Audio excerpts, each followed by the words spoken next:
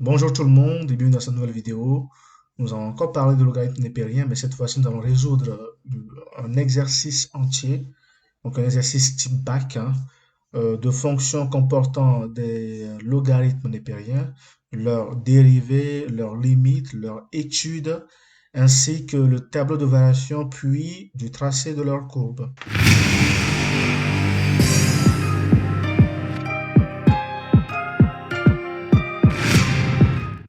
Dans la vidéo précédente, nous avions vu quelques petits exercices pour rappeler les propriétés sur le logarithme népérien, le calcul de sa dérivée, quelques limites usuelles et enfin la résolution d'équations basiques comportant des ln.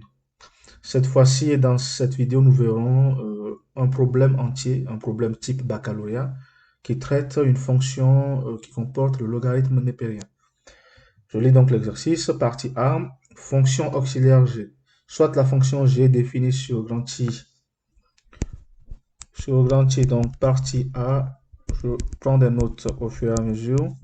La fonction est définie sur grand I qui est égal à 0 plus l'infini par g de x égal à 2 facteur de x moins 1 moins x ln de x.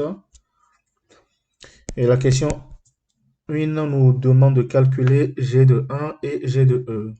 Donc, calculons g de 1 et g de e.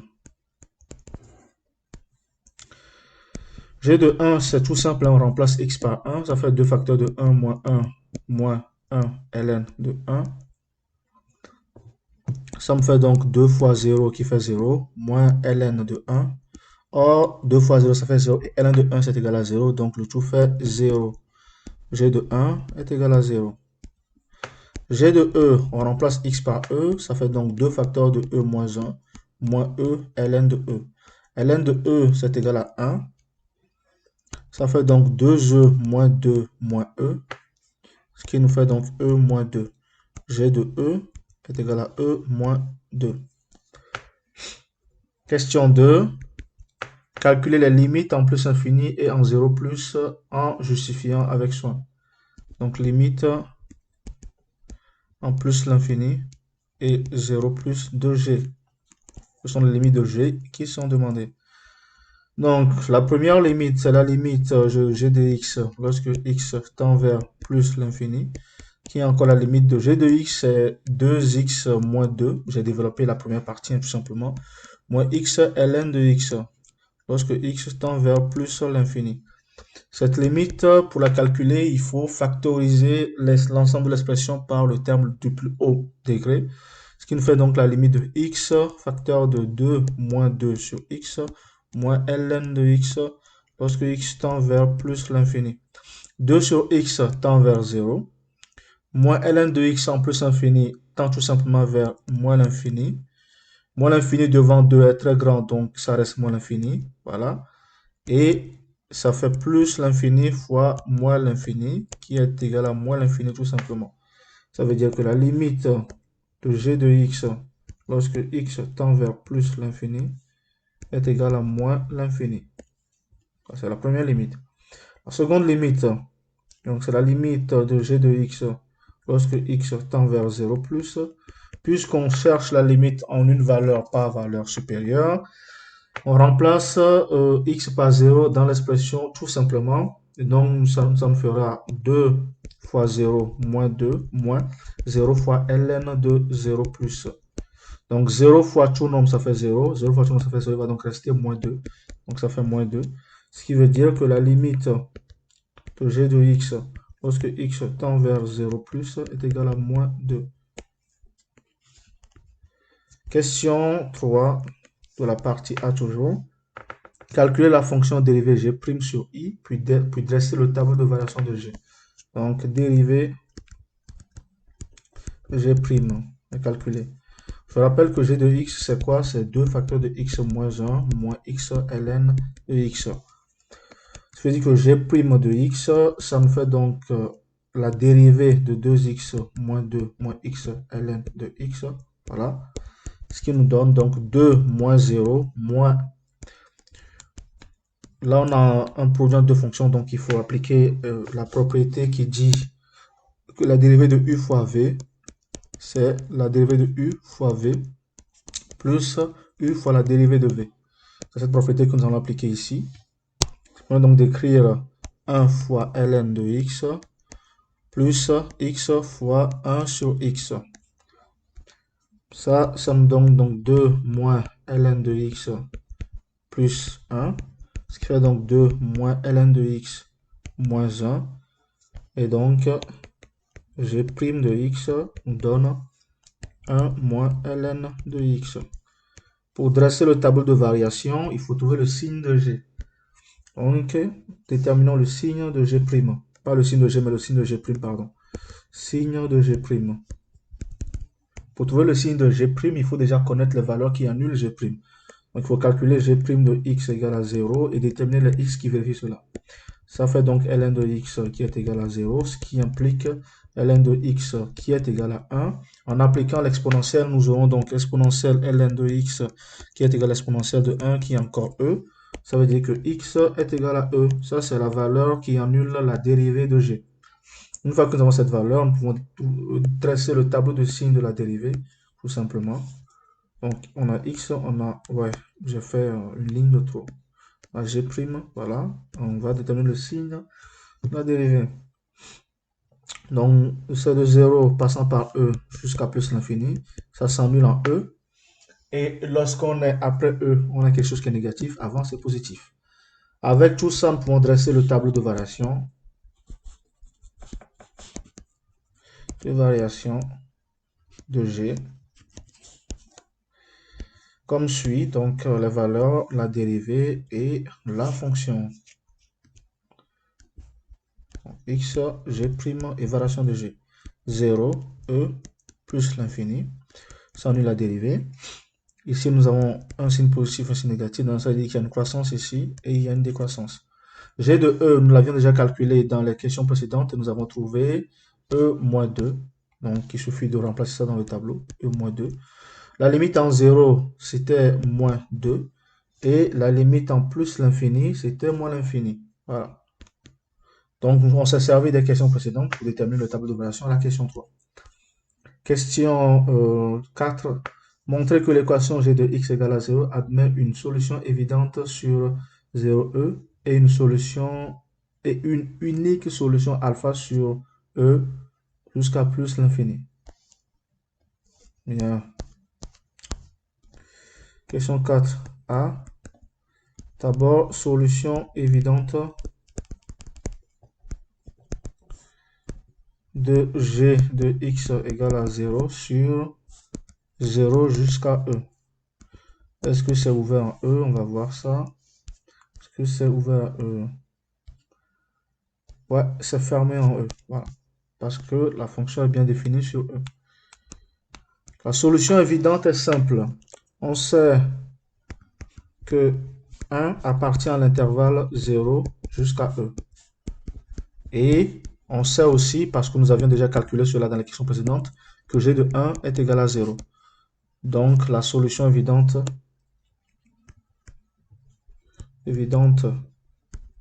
de l'équation g de x égale à 0 est x est égal à 1.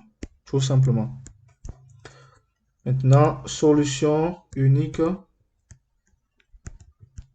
alpha sur e jusqu'à plus l'infini. Alors, on constate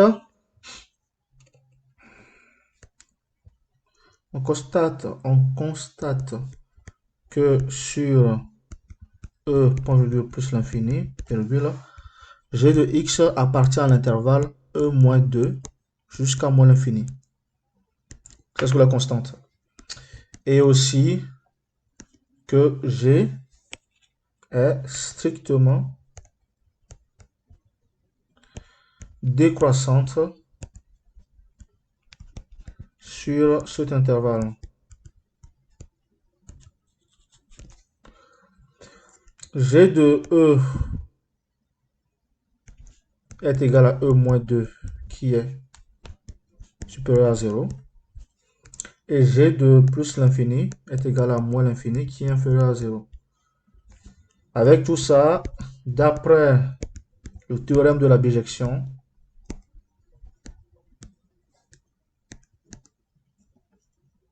il existe une solution unique alpha appartenant à l'intervalle E, plus l'infini, tel que g de alpha est égal à 0. Ça, c'est comme ça que l'on devrait démontrer cela. Question 4b. Donne un encadrement de alpha à 10 puissance moins 3 avec l'algorithme de dichotomie. Pour trouver un intervalle fermé, on donnera une valeur approchée de g et de 6. Voilà, donc, il nous donne une indication afin d'avoir une valeur approchée de g de 6. Donc, pour donner l'encadrement, question B.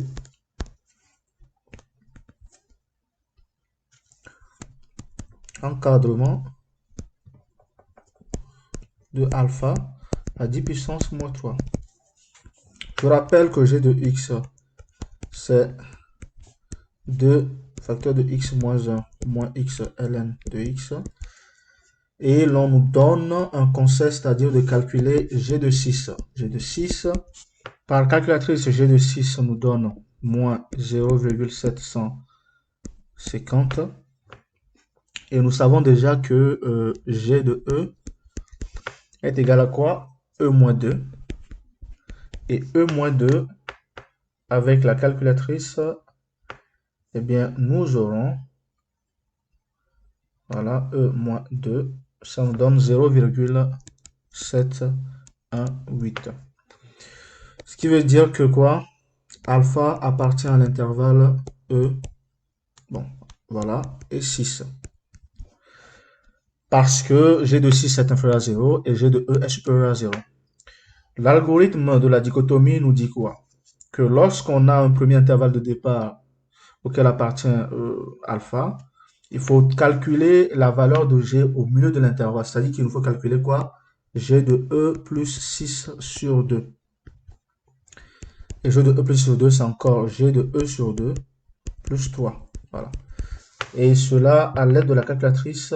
Donc E plus 6 sur 2, c'est égal à E plus 6 divisé par 2. Ça me donne 4,359. Donc, cette valeur me permet d'avoir G qui est égal à 2 fois 4,359 moins 1 moins 4,359 fois ln 4,359. C'est donc égal à 0,3. C'est une valeur qui est positive.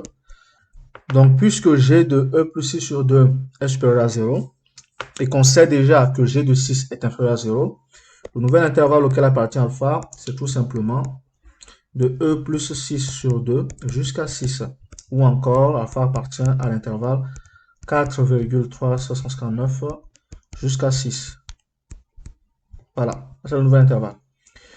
Donc, l'algorithme de la dichotomie nous conseille donc de prendre maintenant la valeur au milieu du nouvel intervalle. Donc, c'est 4,356 plus 6 tout sur 2 qui nous donne donc G de... Donc, en faisant le calcul, tout simplement, nous aurons 4,356, 359, pas 6, autant pour moi, 359 plus 6, le tout divisé par 2, eh bien, nous avons 5,195. Et donc, c'est son G qu'on doit calculer, et son G va nous donner, donc ça fait 2 fois 5,1795 moins 1, moins 5,1795 fois ln 5,1795. Voilà, et ça me donne moins 0,159, tout simplement. Et c'est une valeur qui est inférieure à 0. Et puisqu'on sait déjà que G de 4,359 est positif, et bien le nouvel intervalle auquel appartient alpha, c'est tout simplement l'intervalle composé de 4 4,359 et de 5,179. C'est simple que ça. Donc, qu'est-ce que vous constatez? Qu'avec l'algorithme de la dichotomie, l'intervalle se réduit peu à peu. Bien, il faut donc maintenant calculer un nouveau g de la moitié de cet intervalle, qui est donc g de 4,359 plus 5,179, le tout divisé par 2, qui fait donc g de... Alors, je vais donc faire ce petit calcul là, donc 4,359 plus 5,179, tout divisé par 2, et ça me donne 4,769. Lorsqu'on calcule g de cette valeur, ça me fait donc 2 fois 4,769 fois moins 1, moins 4,769 fois ln de 4,769, cela me donne 0,088 qui est une valeur positive, c'est-à-dire que le nouvel intervalle auquel appartient alpha, c'est 4,769 jusqu'à 5,179. Il faut maintenant calculer g de la moitié de cet intervalle, qui fait donc 4,769 plus 5,179, tout divisé par 2. Ça fait donc g de... Alors, ce petit calcul va me donner tout simplement 4,769 plus 5,179, tout divisé par 2, qui est égal à 4,914. Et son g, eh bien, ça me donne 2 fois 4,914 moins 1 moins 4,914 fois ln de 4,914, qui nous donne moins 0,031, qui est inférieur à 0. Ça veut dire que le nouvel intervalle de alpha, c'est tout simplement de 4,769 à 4,914. Et donc, on va calculer maintenant g de la moitié de cet intervalle, qui est donc 4,769 plus 4,914, le tout divisé par 2, qui nous donne donc g de... Alors, ce petit calcul nous donne donc 4,769 plus 4,914, le tout divisé par 2, qui est donc 4,871, et qui nous donne donc 2 fois 4,811 moins 1 moins 4,811 fois ln de 4,811, et nous avons moins... Oh, un instant, j'ai peut-être fait une petite erreur, donc je vais corriger mon erreur pour avoir le bon résultat. Voilà, j'ai une valeur qui est positive, 0,029, qui est positive. Ce qui veut dire que le nouvel intervalle auquel appartient alpha, c'est tout simplement 4,871 et 4,974. On doit donc maintenant calculer g de la moitié de cet intervalle, qui est donc 4,871 plus 4,974, le tout divisé par 2, qui nous fait donc... Le petit calcul pour avoir la valeur décimale, c'est 4,811 plus 4,914, le tout divisé par 2. C'est 4,922. Non, c'est g de cette valeur, tant pour moi. G de cette valeur, c'est g de cette valeur, et qui va donc donner le résultat de 2 fois 4,922, voilà, moins 1, tant pour moi, moins 4,922 fois ln de 4,922, et ça me donne une valeur de moins 0,00026, qui est une valeur qui est inférieure à 0. Ça veut dire que le nouvel intervalle auquel appartient alpha, c'est tout simplement 4,922 et 4,974. Maintenant, on va calculer g du nouveau alpha qui est la moitié de cet intervalle, plus 4,914, le tout divisé par 2, qui est donc g de la valeur décimale 4,922 plus 4,914, tout divisé par 2, qui nous fait donc 4,948. Et g de cette valeur, c'est 2 fois 4,948 moins 1 moins 4,948 fois ln 4,948, qui nous donne donc moins 0,015, qui est une valeur qui est inférieure à 0 aussi. Donc le nouvel intervalle auquel appartient alpha, c'est tout simplement l'intervalle 4,948 jusqu'à 4,914. Ouais, 914. C'est ça. Et donc le nouveau g à calculer, c'est g de la moitié de cet intervalle, tout divisé par 2, qui est encore g de la valeur décimale de l'opération 4,948 plus 4,914, tout divisé par 2. Donc 4,961. Donc ça me donne 2 fois, parenthèse, 4,961 moins 1 moins 4,961 fois ln de 4,961. C'est bien ça, et ça me donne encore une valeur qui est négative. Donc le nouvel intervalle, c'est tout simplement l'intervalle qui appartient à alpha, qui est de 4,961 jusqu'à 4,974. Et donc le nouveau calcul, c'est le g de la moitié de cet intervalle, et c'est tout simplement g de 4,961 plus 4,974, le tout divisé par 2, qui est encore g de la valeur résultat de l'opération 4,961 plus 4,974. 900, oh c'est pas vrai, 961, 4,974, le tout divisé par 2. Donc 4,967. Et ça me donne le résultat 2 fois. Donc 2 fois 4,967 moins 1 moins 4,967 fois ln de 4,967. Cela me donne une valeur négative aussi, ce dont je me doutais bien. Et donc le nouvel intervalle qui appartient à, c'est tout simplement 4,967 et 4,974. C'est bien ça. Et donc le nouveau g que nous avons calculé, c'est le g de 4,967 plus 4,974, tout divisé par 2. C'est encore le g de la valeur décimale obtenue par l'opération 4,967 plus 4,974, tout divisé par, ouais, un instant, 974, tout divisé par 2. Ça me fait donc 4,970. Donc le résultat me donne 2 fois 4,970, donc 97, moins 1, moins 4,97, fois ln de 4,97. Ça me donne encore une valeur négative, ce qui ne m'étonne pas non plus. Et donc le nouvel intervalle auquel appartient alpha, c'est 4,997, 4,974, donc 910. Et donc le nouveau g que nous allons calculer, c'est tout simple, c'est g du milieu de cet intervalle, donc 4,970 plus 4,974 sur 2. Ce qui me fait donc g de la valeur décimale 4,97 plus 4,914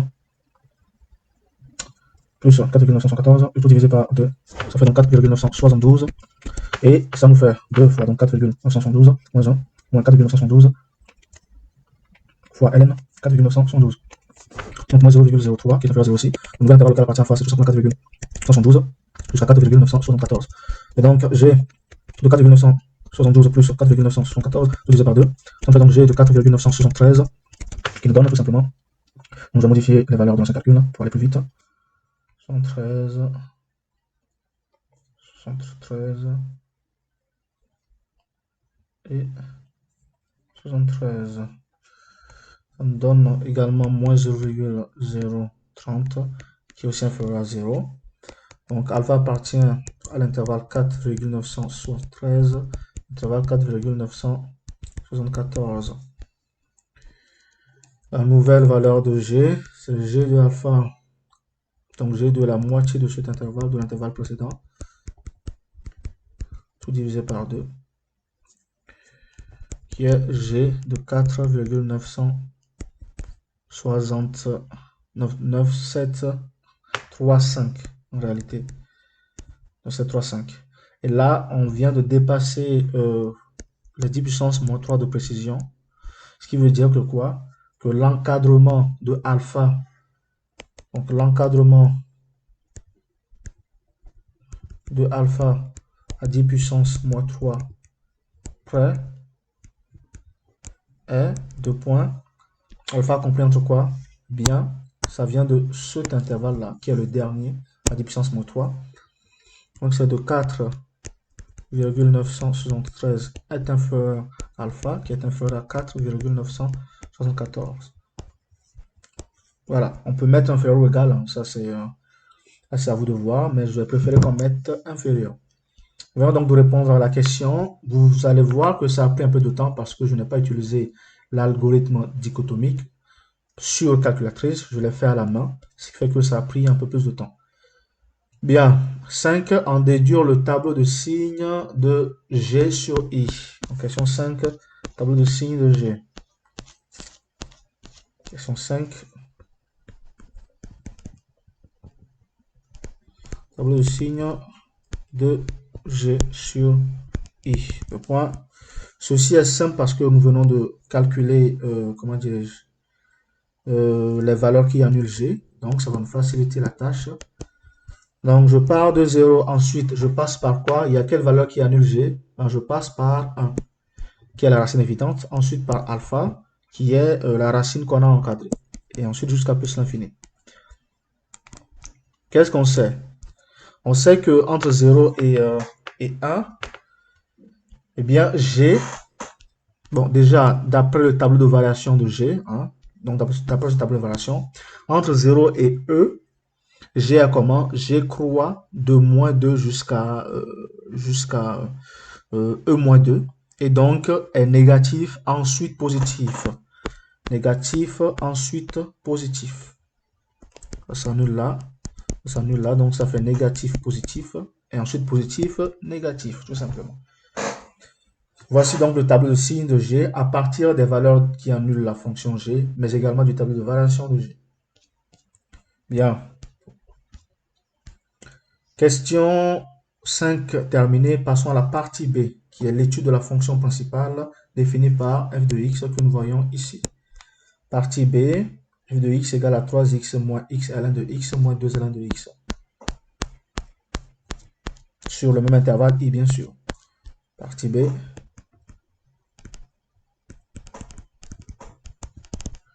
On définit f de x qui est égal à 3x moins x ln de x moins 2 ln de x. Je vais aller vérifier pour voir si c'est moins 2 ln de x ou c'est plus 2 ln de x.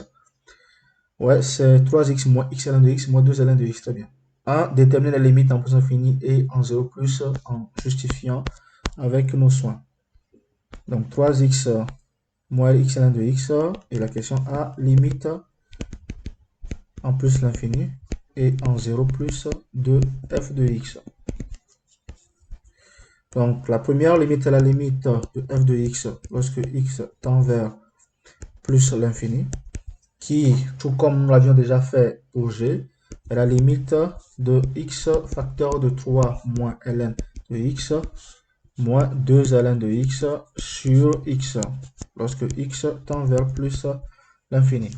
C'est tout simplement cette limite-là que nous devons calculer. Pour donc réaliser ce calcul, il faut faire appel aux limites usuelles de ln, c'est-à-dire qu'en plus infini, ln de x tend vers plus l'infini. En plus infini, x croît plus vite que ln de x, donc tout ça, ça tend vers 0. Ce qui nous revient donc à 3 moins l'infini, qui fait moins l'infini fois plus l'infini, donc moins l'infini, qu'on a trouvé entre les crochets, ce qui nous donne donc moins l'infini. Ça, c'est la limite en plus infini. Ensuite, la limite de f de x lorsqu'x tend vers 0 plus, comme précédemment, nous allons remplacer x par 0 dans l'expression de f de x. On fait donc 0 moins 2 ln de 0 plus. ln de 0 plus, ça tend vers moins l'infini. Donc, moins fois moins l'infini, ça fait plus l'infini. Le tout fait plus l'infini. Question 2 de la partie B. Question A. Montrer que pour tout x supérieur à 0, on a. Donc, montrons que quel que soit x supérieur à 0, virgule, eh bien, f' de x est égal à g de x sur x. Nous allons donc dériver la fonction. Nous savons que f de x, c'est tout simplement 3x moins x ln de x moins 2 ln de x. Ce qui veut dire que f', c'est la dérivée de tout ça. Donc, ça fait 3 moins 1 fois ln de x plus x fois 1 sur x moins 2 fois 1 sur x. Tout simplement. Cela me donne donc 3 moins ln de x moins 1 moins 2 sur x. Ce qui nous fait donc 3.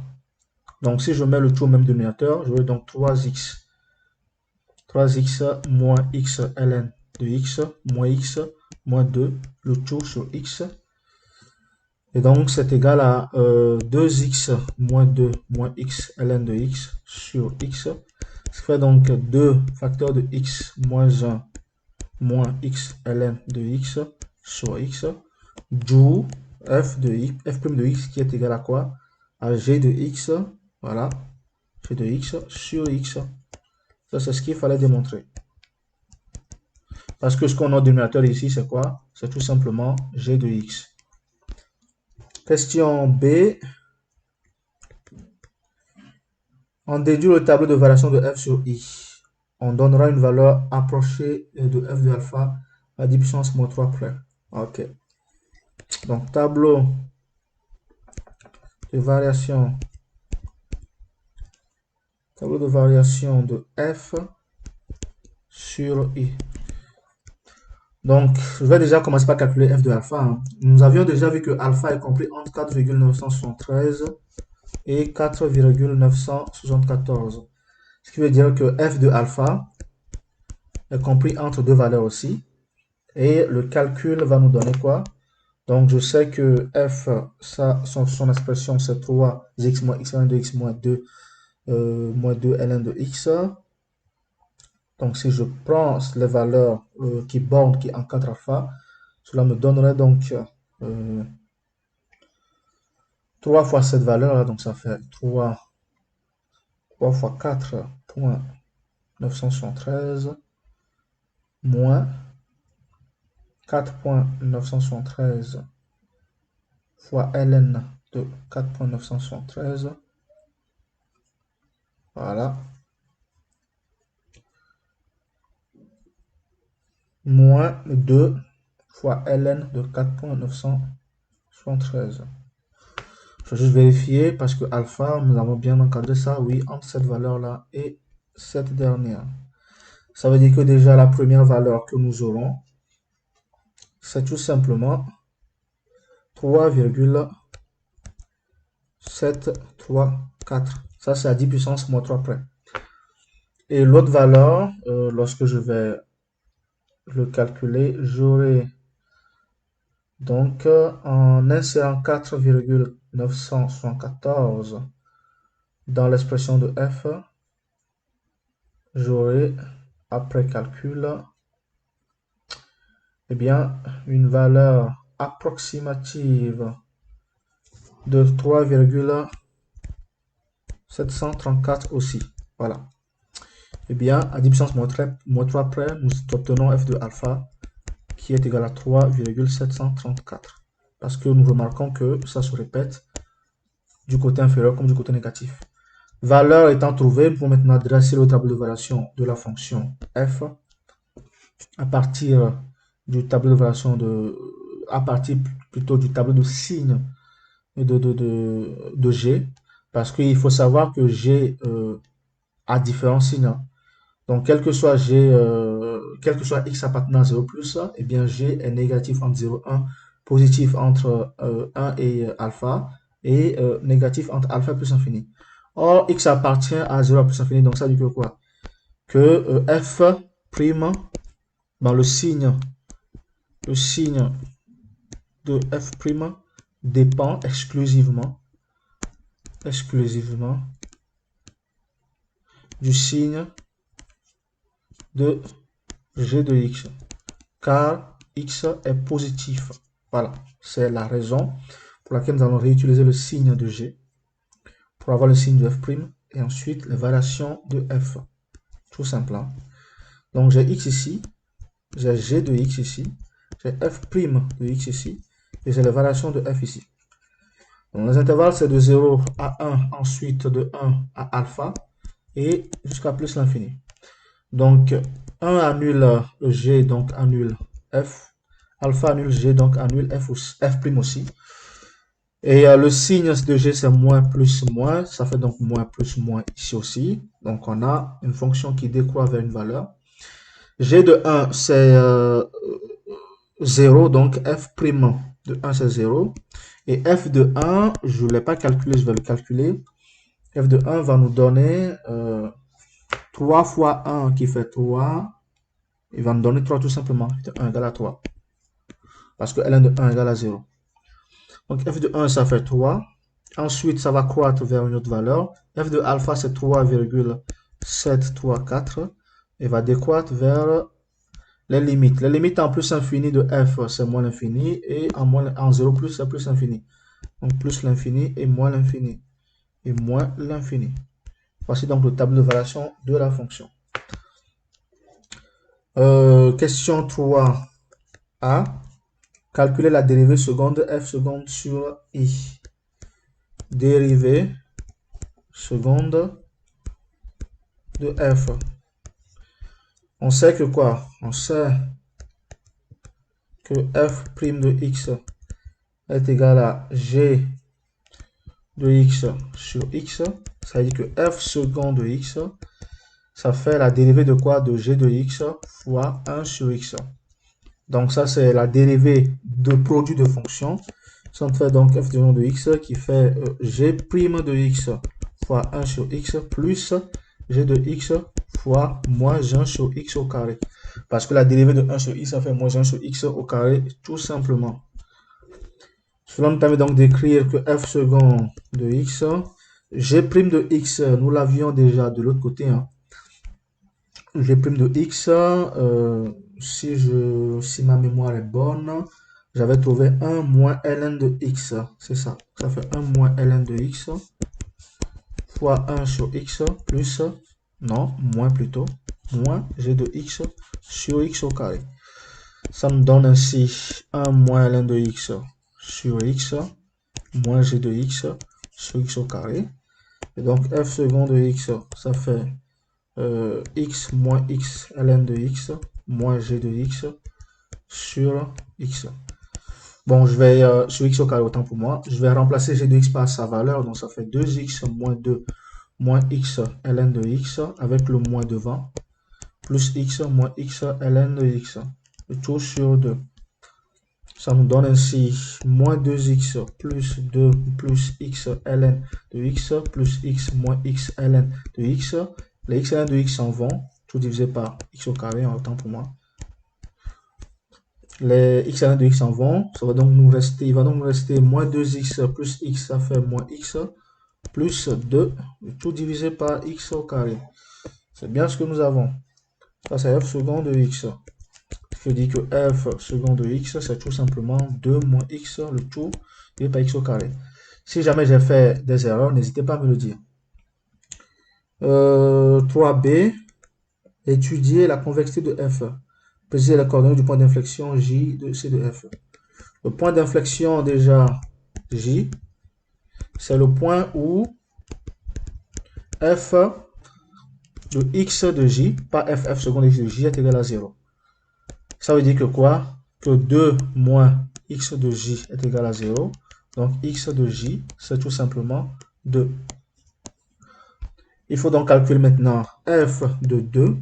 F de 2, ça nous fait tout simplement 6 moins 2 ln de 2 moins 2 ln de 2. Voilà, c'est ça f de 2. Hein. C'est donc 6 moins 4 ln de 2. Et f de 2 en valeur décimale, je fais le calcul vite fait, c'est 6 moins 4 ln de 2. Ça nous fait 3,227. Voilà. C'est f de 2. Donc le point d'inflexion J en question, c'est le point de coordonnée 2 et 3,227. Ça en dit quoi sur la convexité de f? Pour ça, il faut étudier le signe de la dérivée seconde, hein, tout simplement. Donc x, f seconde de x. Donc, la dérivée seconde s'annule donc de 0 jusqu'à 2 et plus l'infini. La dérivée seconde s'annule en 2. Ça veut dire que avant 2, lorsqu'on regarde la dérivée seconde, avant 2, la dérivée seconde est positive et après 2, la dérivée seconde est négative. Ça veut dire que en termes d'inflexion, voilà, c'est f.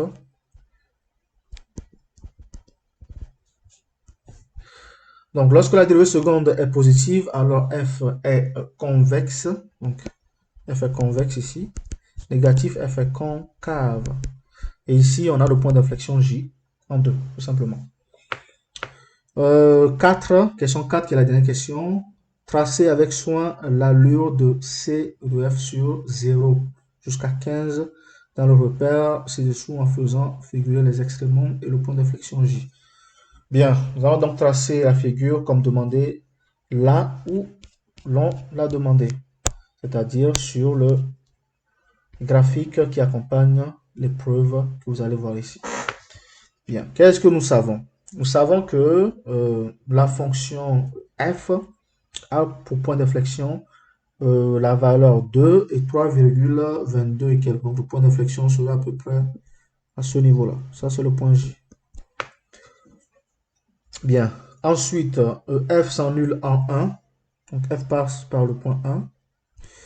Et s'annule également en 3, on va aller voir. F s'annule également en 3, en alpha. Alpha qui a pour valeur à peu près 4,973. 4,973. Ah oui, autant pour moi. F ne s'annule pas en 1, non, non. F passe par 1. Voilà.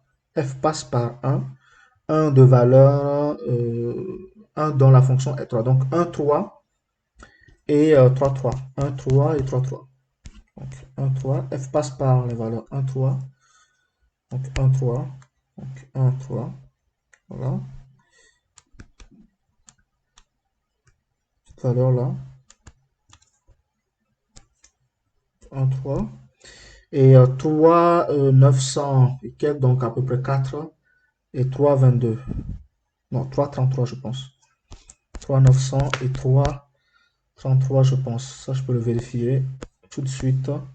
3, 73, ok. 3, 9, 7 et 3, 7, 3. 3, 9, 7 et 3, 7, 3. Voilà. 3, 9, 7 et 3, 7, 3. 3, 9, 7 et 3, 7, 3. Voilà. C'est ça. 3, 7, 3, 7, 3, c'est encore un peu plus bas. Ici. Bien. On sait que quoi? Quand 0, f va vers plus infini. Voilà.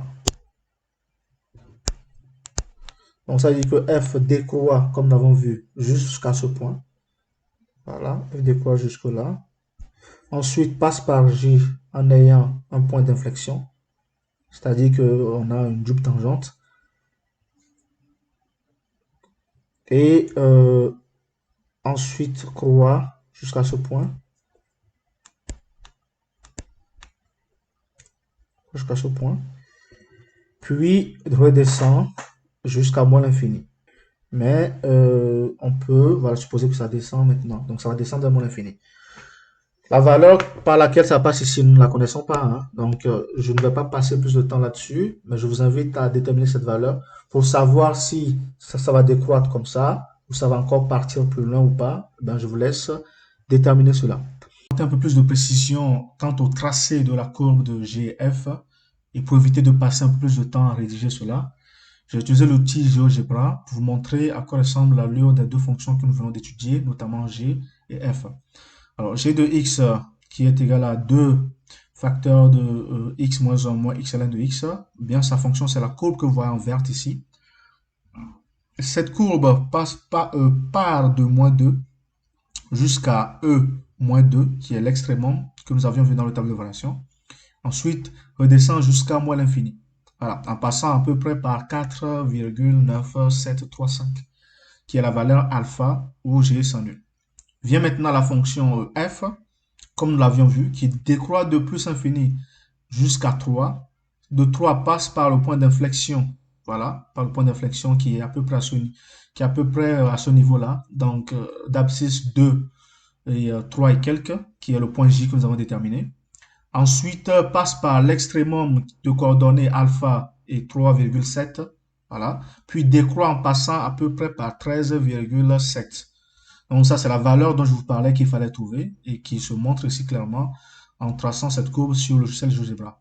Je vous rappelle l'expression de f, c'est f de x égale à 3x moins x ln de x moins 2 fois ln de x. Je vous remercie d'avoir suivi cette vidéo. Je vous invite à me suivre régulièrement et à suivre régulièrement ma chaîne.